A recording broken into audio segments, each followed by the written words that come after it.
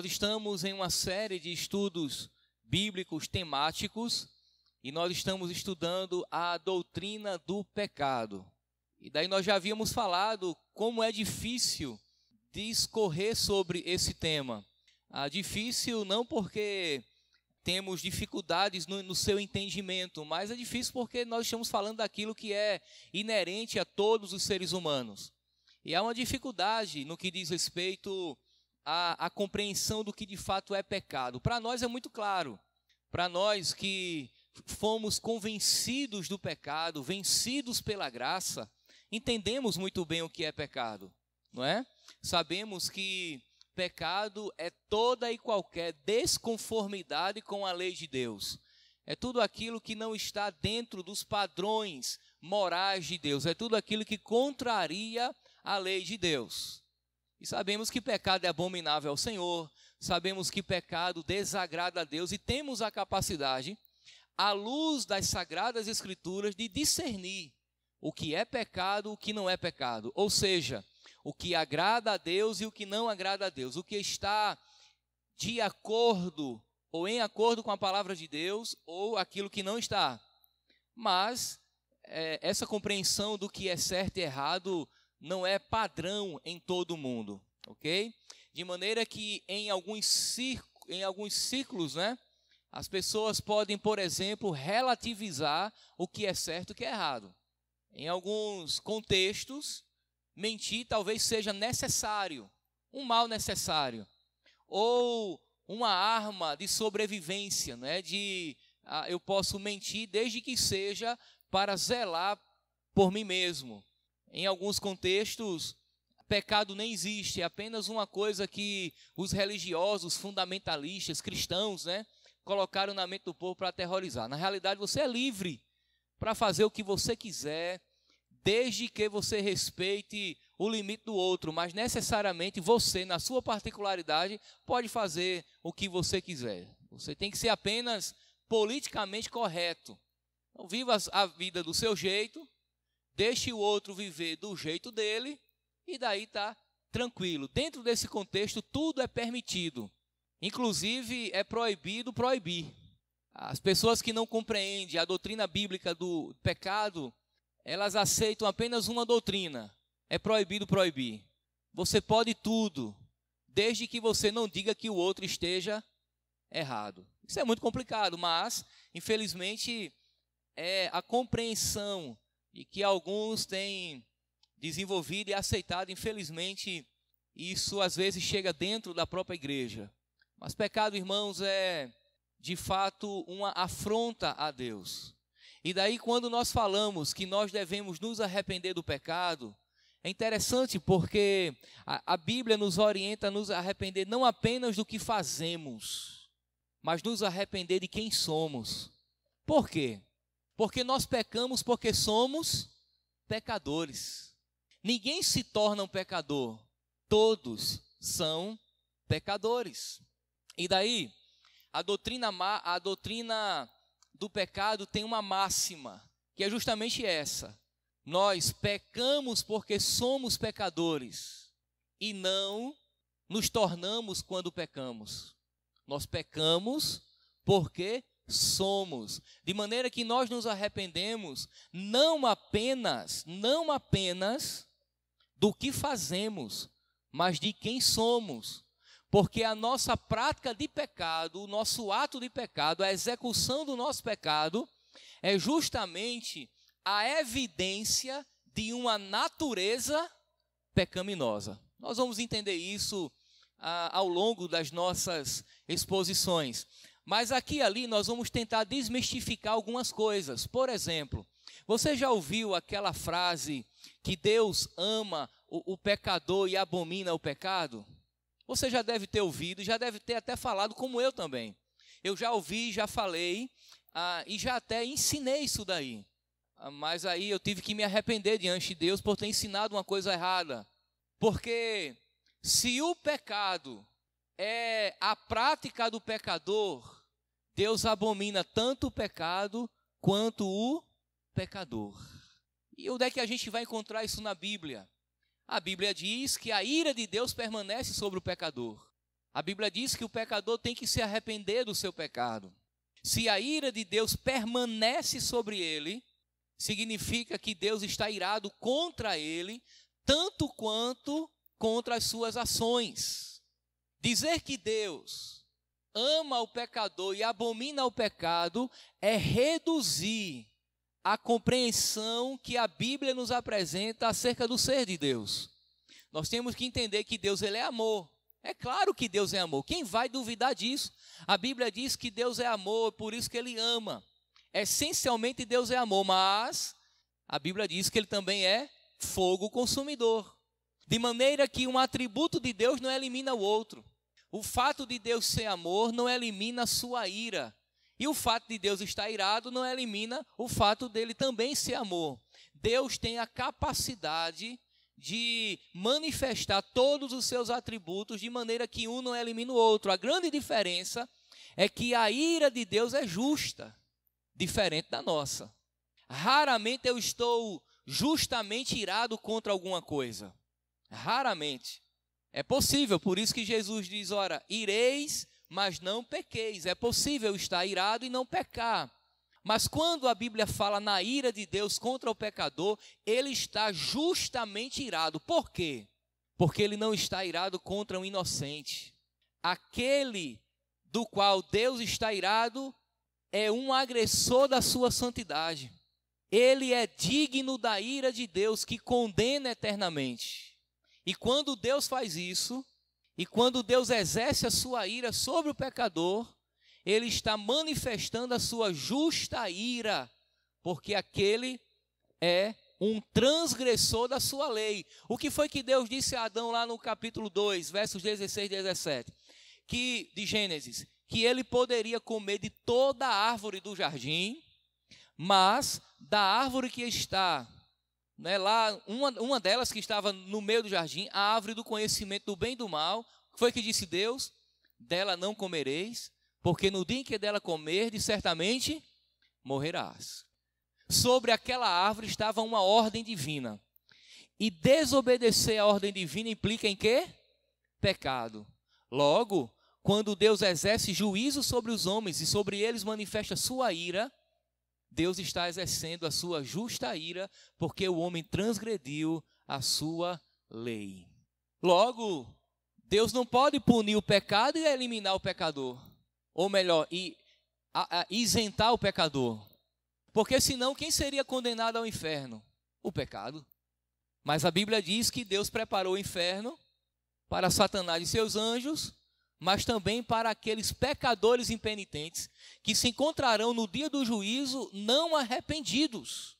Se Deus não pune pecadores, o inferno é desnecessário. Você entendeu agora? Por essas e muitas outras razões, essa frase é teologicamente errada. Não encontra fundamento bíblico. Talvez a nossa tentativa de aliviar para o pecador, porque nós temos essa inclinação de achar que Deus irá nos receber diante dele, porque ainda há algum viés de bondade em nosso coração. Quando Paulo diz, na sua carta aos Romanos, que todos pecaram, estão destituídos, separados da glória de Deus. Ele diz ainda que não há um que faça o bem, não há um sequer, todos se extraviaram. Logo, irmãos, compreender a doutrina do pecado é compreender que não há nenhum bem espiritual em nós, a fim de que Deus nos receba com fundamento neles. Se você entender que Deus, de alguma forma, alivia para o pecador, você diminui os méritos de Cristo na cruz, porque o pecado Deus considerou de maneira tão grave, tão grave, tão grave, que a única solução foi enviar Jesus para morrer no lugar do pecador. Então o pecado é terrível. Ele separa o homem de Deus, conduz o homem à morte e, ainda mais uma coisa, faz com que os seres humanos não desejem Deus em seu coração. Ele pode ter um coração religioso, uma inclinação religiosa, mas um desejo, um sentimento sincero de servir a Deus, ele não tem, o pecador não tem. A não ser que Deus, que também é amor, resolva ministrar do seu amor gracioso sobre ele, transformando-lhe a vida, abrindo os olhos espirituais para enxergar as realidades espirituais. Aí é outra história. Aí Deus remove a sua ira de sobre aquele pecador e manifesta a sua graça, a fim de não mais condená-lo, mas salvá-lo eternamente. Foi exatamente isso que aconteceu conosco, e cremos que Deus elaborou esse plano da nossa salvação desde a eternidade. Nós já estávamos lá. Nós vamos estudar isso um pouco mais à frente. Portanto, essa frase, ela diminui a eficácia da cruz e ela também deixa um fundamento para que a salvação seja pelas obras, não é? Mas nós vimos e vamos continuar vendo nas Escrituras que o pecador, no seu estado pré-cristão, ou seja, antes dele se converter, ele está morto em seus delitos e pecados. Até que me prova o contrário, um morto não pode reagir a nada, a não ser que um poder externo possa lhe dar condições de ter vida novamente.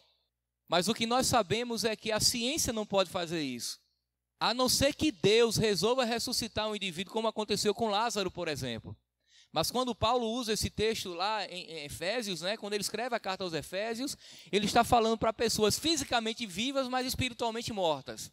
Logo, espiritualmente falando, nenhum pecador tem o seu desejo em relação a Deus, a não ser que Deus ressuscite o seu espírito e lhe conduza à vida onde só havia morte. Ok? Então, o que nós vamos estar vendo nas Escrituras é justamente esse estado deplorável de todos os seres humanos. Eu quero lhe chamar a atenção a um outro detalhe. Veja bem, nós vamos estudar um pouco mais à frente, nas aulas subsequentes, uma doutrina chamada de depravação total. Essa doutrina é uma das doutrinas da graça, do complexo teológico reformado. Os reformadores criam que o homem era e é totalmente depravado, logo, ele não tem condições de desejar a Deus, porque ele é morto. Essa é a doutrina bíblica que nós cremos, reformada, defendida pelos reformadores, e nós compreendemos hoje que de fato ela tem fundamento bíblico. Mas tem um outro viés chamado de pelagianismo.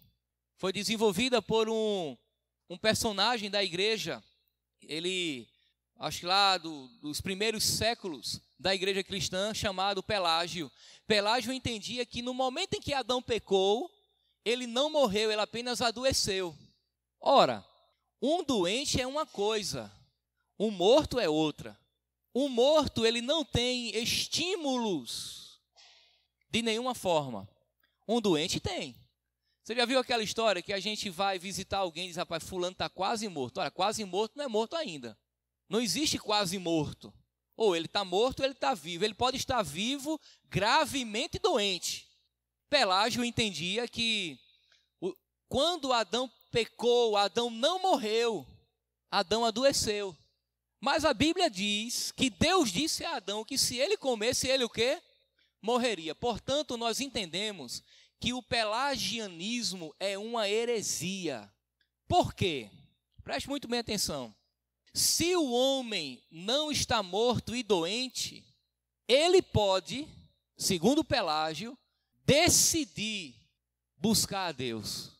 Aí você encontrou agora o fundamento do livre-arbítrio, para quem crê que o homem tem liberdade de decidir o seu futuro eterno. A doutrina do livre-arbítrio está fundamentada no princípio pelagiano, de que o homem não morreu, mas adoeceu, ele enfermou. Enquanto enfermo, ele tem a capacidade de voltar a Deus em algum momento e daí então decidir o seu futuro eterno.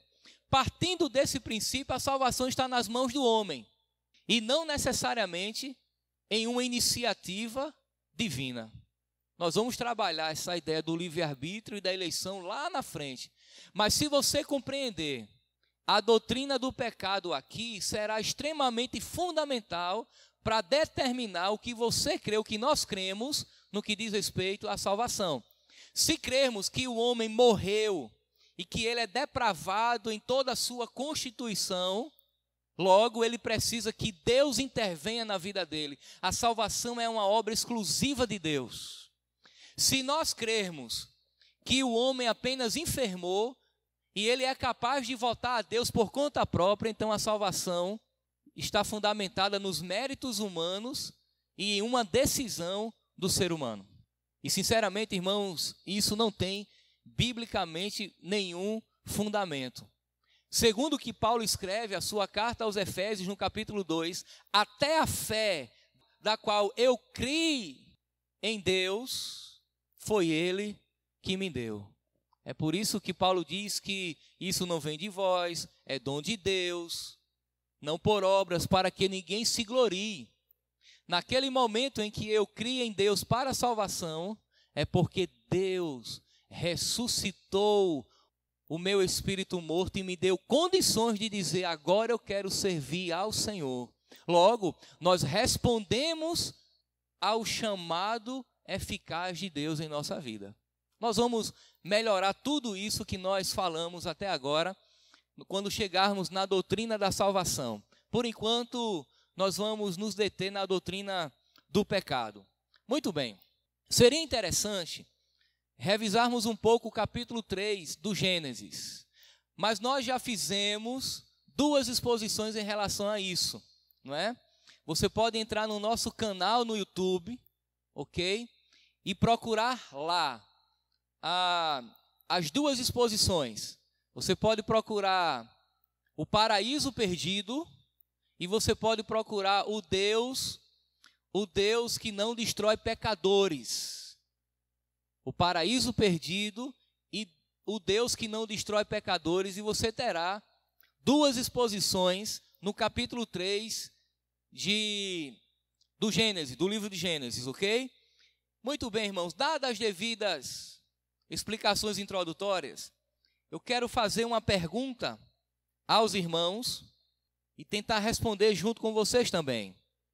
E aqui nós introduziremos um tema chamado a universalidade do pecado. E aí cabe a pergunta. A pergunta é: quem peca? A resposta, irmãos, ela é óbvia. O pecado é universal. Ou seja, ele não se limita a poucos indivíduos isolados, ou mesmo a maioria da raça humana, de maneira nenhuma. Todos pecaram sem exceção. Todos são pecadores. Não há um indivíduo sequer na face da terra, nem houve um indivíduo sequer em qualquer lugar em todos os tempos que não fosse um pecador. Partindo desse princípio, você entende que o pecado é universal. Ora, se nós tivermos uma doença infecto-contagiosa, é possível isolar aquela doença em determinado lugar. Você lembra nesse vírus letal que teve na África? Eles isolam, não é? As agências mundiais de saúde intervêm e tem todo um cuidado, literalmente um aparato de guerra para que aquele vírus não cruze os oceanos. Mas isso não é possível com o pecado. É impossível com o pecado. Por quê? Porque uma vez que Adão pecou, na condição de representante de toda a raça humana, todos que nasceram posterior a Adão são herdeiros da sua natureza pecaminosa. Onde houver um ser humano, há um pecador. Não importa a cor, a raça, o status social, ninguém tem a prerrogativa de declarar-se impecável ou ausente de pecado. Todos falham, todos erram, todos estão destituídos da glória de Deus. É isso que a Bíblia nos ensina. Não sei se você já tomou conhecimento, mas historicamente, dentro dos dogmas da Igreja Católica, tem uma doutrina muito interessante, que é a doutrina da infalibilidade papal. Eles ensinam que no que diz respeito à ética moral e à doutrina, o Papa, o bispo da Igreja Católica é infalível. Ora, se eles fossem infalíveis, eles não tinham, por exemplo, desenvolvido a doutrina do purgatório, que é uma heresia. A intercessão dos santos, que é uma heresia. E tantas outras coisas. Se eles fossem infalíveis, a tradição da igreja não estava acima da autoridade bíblica. Eles não aceitariam, por exemplo, os livros apócrifos com o mesmo peso de autoridade que os livros inspirados das Escrituras Sagradas. Não há infalibilidade em nenhum ser humano, inclusive no pastor, ok? Não há nenhum líder da igreja, nenhum homem tido como espiritual, infalível. E os apóstolos, e os profetas, os homens de Deus, observa os grandes homens de Deus da Bíblia. Eles eram homens de Deus não é porque não pecavam, é porque se arrependiam. E se eles se arrependiam é porque tinha pecado, você concorda? Davi era um homem segundo o coração de Deus, nós admiramos a fé de Davi, pregamos acerca da fé de Davi. Mas foi Davi quem traçou um plano, ele foi o autor intelectual de um assassinato e ainda tomou para si a mulher de Urias. Ele pagou por isso, ele sofreu o dano e as consequências do seu pecado, mas ele tinha um coração arrependido, inclinado a Deus. O apóstolo Paulo era um homem devoto a Deus, convertido do judaísmo, para o cristianismo. Mas Paulo não era perfeito. Era um homem admirável, de uma fé digna de copiarmos, mas perfeito de maneira nenhuma. De maneira nenhuma. Assim como nenhum outro ser humano na terra, com exceção do Deus encarnado, Jesus Cristo. E o próprio Jesus vai dizer: quem de vocês me convence de pecado? Quem de vocês me convence de pecado? Não sei se vocês viram aí um videozinho que circulou na internet, nas redes sociais, de duas crianças orientais lutando entre si. Não sei se vocês já viram, não é? Brigando, dois bebezinhos brigando. E daí alguém mandou para a Kátia dizendo: olha, botou assim: vende-se 2 filhotes de Bruce Lee. São duas crianças orientais, bebezinhas mesmo. A impressão que nós temos é que eles são gêmeos. Mas eles travam uma luta, batem um no outro, que é uma coisa feroz. Eu mudaria a frase. Eu colocaria assim: eis aí 2 descendentes legítimos de Adão. Porque é assim que acontece. Uma criança, ela já nasce com a natureza pecaminosa, e assim que ela tiver condições, ela comete o seu primeiro ato de pecado. Mas por que ela vai cometer o seu primeiro ato de pecado? Porque ela é pecadora. Perfeito, ok? Vamos continuar então, muito bem. O pecado, portanto, irmãos, é universal. O pecado, ele é universal, tá certo? Quando falamos da universalidade do pecado, nós temos que justificar biblicamente. Então, eu quero trazer para vocês agora algumas provas da universalidade do pecado no Antigo Testamento e depois algumas provas da universalidade do pecado no Novo Testamento, apresentando para vocês, portanto, que a Bíblia, por completo, apresenta essa mesma realidade. Nós não iremos ler todos os textos acerca disso, mas alguns que para nós possa ser suficiente para fundamentarmos a doutrina. Muito bem. Gênesis capítulo 6, verso 5. Nós vamos ver isso daqui. Na época de Noé, o pecado, irmãos, da raça era tão grande e amplo que Deus resolve destruir tudo. Deus resolve eliminar toda a raça humana, juntamente com todos os seres vivos, por causa da corrupção que era mundial, era em todo canto, em todas as pessoas. Capítulo 6, verso 5. O Senhor viu que a perversidade do homem tinha aumentado na terra e que toda a inclinação dos pensamentos do seu coração era sempre e somente para o mal. O texto de Noé se refere a toda a raça existente naquela época. Mesmo depois do dilúvio, ou mesmo depois que o dilúvio destruiu os perversos da terra, Deus ainda descrevia. Capítulo 8 agora, verso 21. Capítulo 8, verso 21 do Gênesis. Olha só. As águas baixaram, mas a coisa continuou.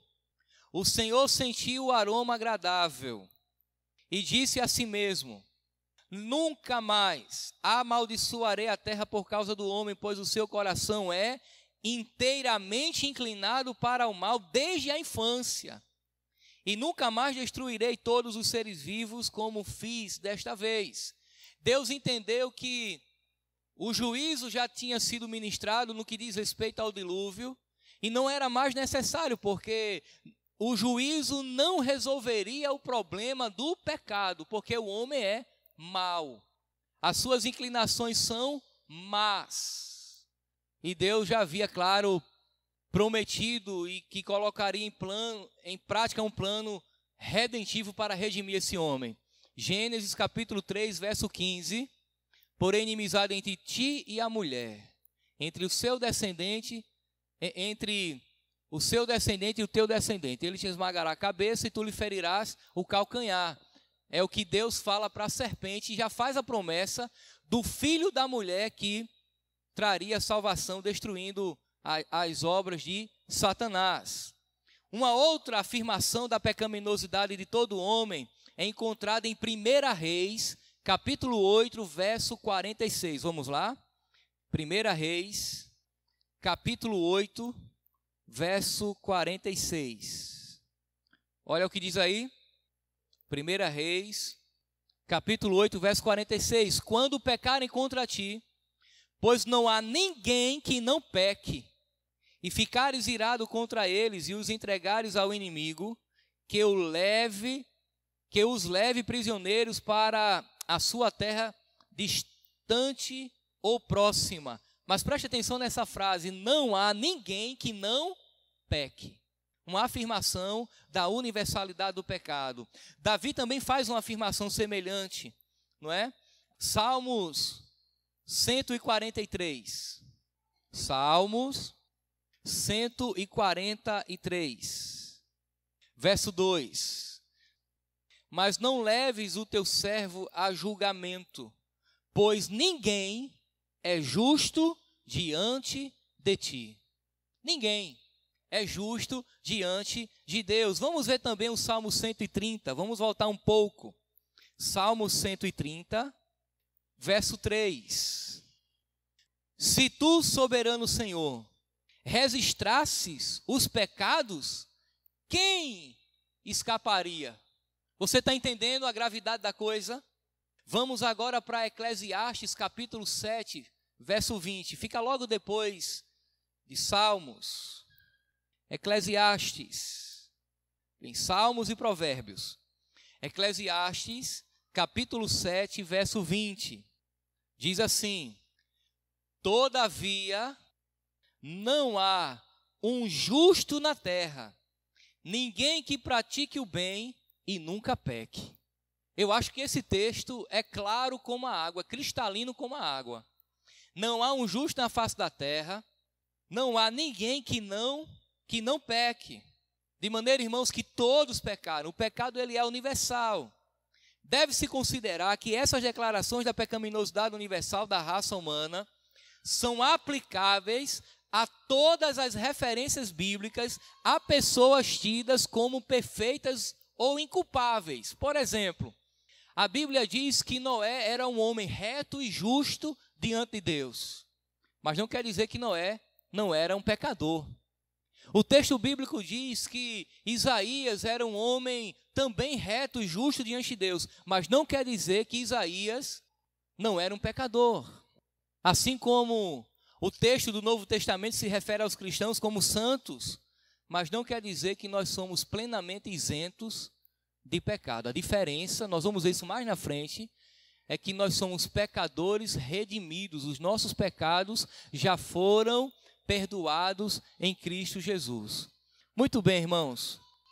Vamos agora para alguns apontamentos no Novo Testamento. Porque o Novo Testamento, ele é ainda mais claro no que diz respeito à afirmação da universalidade do pecado. A passagem mais famosa, vamos lá, é Romanos capítulo 3, versos 10 a 12. Todo mundo, sem exceções. Romanos capítulo 3, versículos 10, 11 e 12. Olha só o que diz aí. Como está escrito: não há nenhum justo, nenhum sequer. Não há ninguém que entenda, ninguém que busque a Deus. Todos se extraviaram, tornaram-se juntamente inúteis. Não há ninguém que faça o bem, não há um sequer. Você entendeu agora porque eu afirmei no início da nossa aula que pelagianismo é uma heresia?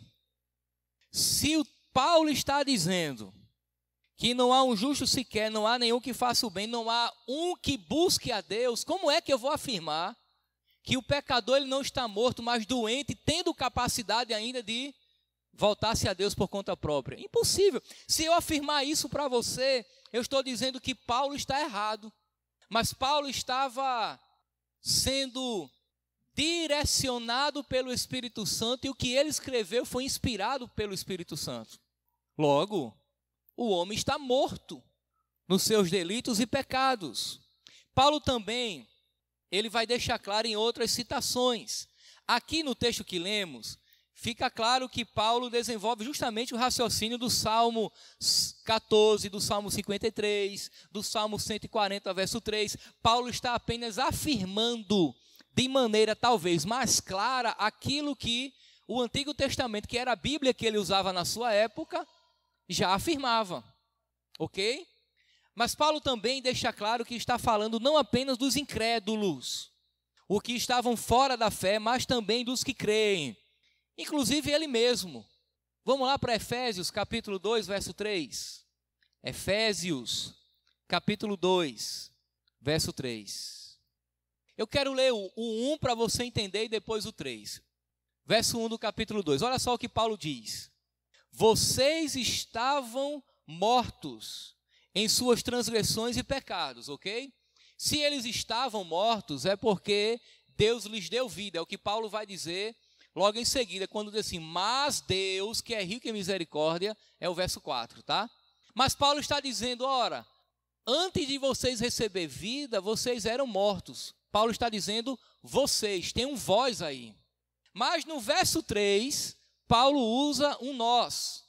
Verso 3, anteriormente, todos nós vivíamos entre eles, fazendo a vontade da nossa carne, seguindo os seus desejos e pensamentos, como os outros éramos por natureza filhos da ira.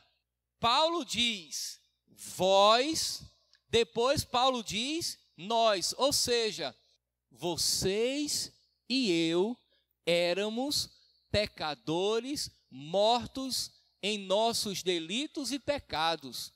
E o argumento de Paulo do verso 1 até o verso 3 é que o pecador, ele está morto nos seus delitos e pecados, ele é escravo dos seus desejos, das suas inclinações e do príncipe da potestade do ar, e está condenado, porque o verso 3 termina dizendo, éramos, portanto, filhos da ira. Que ira é essa? A ira de Deus que condena o pecador ao inferno. Aí o verso 4, Paulo diz, mas Deus, que é rico em misericórdia, aí ele desenvolve a doutrina da salvação pela graça, que ressuscita o pecador que está morto. Esse mas aí faz toda a diferença, ok? O mas trava um contraste entre o estado de morte e o estado de vida que Deus nos levou e nos conduziu. Portanto, o que é que Paulo está dizendo? Nós, todos nós, estávamos mortos. Hoje temos vida, mas já fomos mortos em nossos pecados. Muito bem, vamos avançar.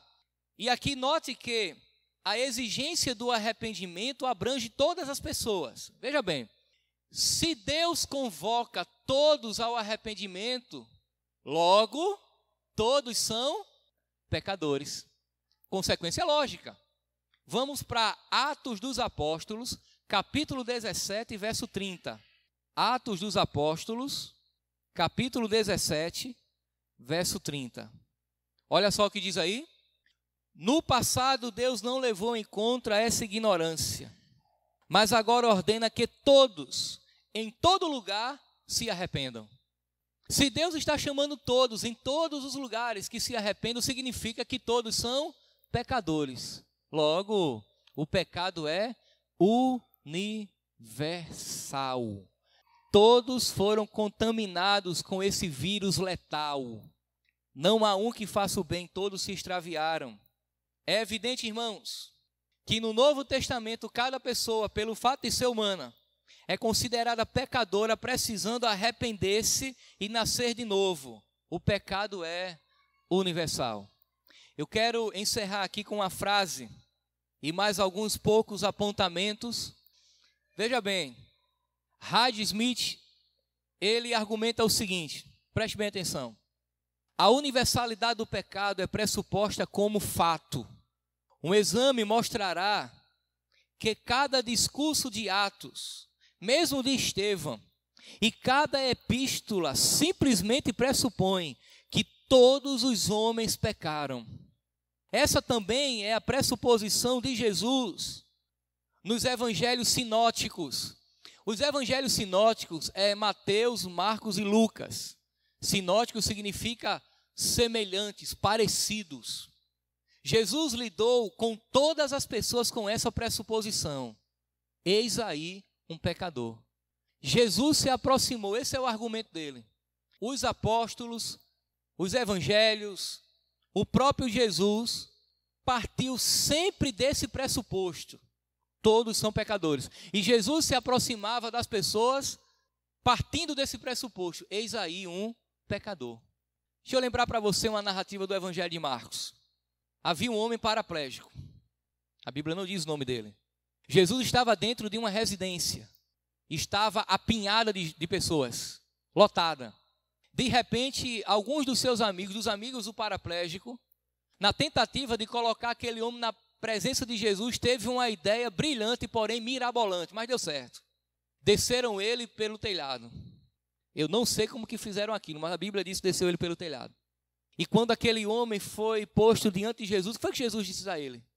Parece que Jesus está respondendo uma pergunta ou a um pedido que o homem não fez. A ideia é que o homem está ali a fim de receber cura. Mas quando Jesus se aproxima daquele homem, Jesus diz o quê? Perdoados estão os teus pecados. Jesus parte do pressuposto de que ali tem um pecador. Você lembra da mulher surpreendida em adultério que estava prestes a ser apedrejada? Jesus diz, perdoados estão os teus pecados, agora vai, não peques mais. Jesus sempre se aproxima das pessoas partindo do pressuposto de que elas são pecadoras. Pecadoras, ok? Outra prova da universalidade do pecado é que todas as pessoas estão sujeitas à penalidade do pecado, ou seja, à morte, e à morte eterna. Exceto os que estiverem vivos, quando Cristo voltar, todos sucumbirão à morte física também, não é? Mesmo nós, na condição de cristãos convertidos, né? Nós desfrutaremos da morte física, ok? Porque a morte física é a consequência permanente do pecado. Mas em Cristo nós ressuscitaremos e receberemos um novo corpo. Mas a morte é para todo mundo. Muito bem, para terminarmos, vamos retornar para Romanos. Romanos capítulo 3, verso 23. Talvez um dos textos mais clássicos, e já repetimos ele aqui centenas de vezes decorado. Pois todos pecaram e estão destituídos da glória de Deus. Abra agora no capítulo 6, verso 23 também. Pois o salário do pecado é a morte, mas o dom gratuito de Deus é a vida eterna, em Cristo Jesus, nosso Senhor. Todos pecaram, o pecado é universal, um vírus letal que todos os seres humanos, em todos os lugares, em todas as épocas, independente do lugar ou do status ou da condição, são pecadores. Muito bem, irmãos. O que podemos aprender com tudo isso? Em primeiro lugar, apresente-se diante das pessoas, partindo do pressuposto que ela é uma pecadora. Porque ninguém se converte na ausência do arrependimento. Só há conversão quando há arrependimento e fé. Um pecador, ele só conhece a salvação dada por Deus partindo do pressuposto de que ele é um pecador. Ele tem que saber da gravidade do seu pecado. Logo, evangelismo ou evangelização, pregação, que não deixa claro para a realidade do povo que nós somos pecadores, não produz salvação. O pecador tem que saber da sua condição real diante de Deus. Segunda lição que eu quero que você entenda: se identifique com o pecador. Não é o fato de que você já é salvo, que você tem que se apresentar como que se fosse melhor do que ele. Perceba o que Paulo faz. Vocês estão mortos, mas em seguida ele diz, nós estávamos. Paulo se identifica com o pecador e diz, essa era a minha condição também. Não é só a de vocês, é a minha também. Nós precisamos nos arrepender. Eu conheci a Cristo, Ele me deu a salvação. Pode lhe dar também, porque desfrutávamos da mesma condição. Uma terceira e última lição, dentre muitas que nós já transmitimos para vocês, é que ninguém, por mais religioso que seja, é isento de falha e de pecado. Não há esse supra-sumo espiritual. Há pessoas maduras, há pessoas que têm intimidade com Deus, mas não há pessoas perfeitas. Pessoas não cristãs, que não são verdadeiramente convertidas, que têm uma boa conduta moral, é bem educado, respeitoso, observador das leis, paga suas contas em dias, ama seus filhos, ele é um pecador. Você pode encontrar, por exemplo, um ateu bem educado. Você pode encontrar pessoas de diversas outras religiões que adoram a falsos deuses, educada, um bom patrão, um bom funcionário, mas ali há um pecador. Não é o fato dele não beber ou fumar, ou não ser viciado em jogo, que ele está destituído da necessidade de se arrepender dos seus pecados. Por quê? Porque no universo onde só tem pecadores, nenhuma atitude de bondade é plenamente boa. Porque o pecado maculou toda a constituição do ser humano. E é possível que alguma coisa boa seja feita com a intenção má no coração. Portanto, irmãos, definitivamente, o pecado é universal. Todos pecaram e estão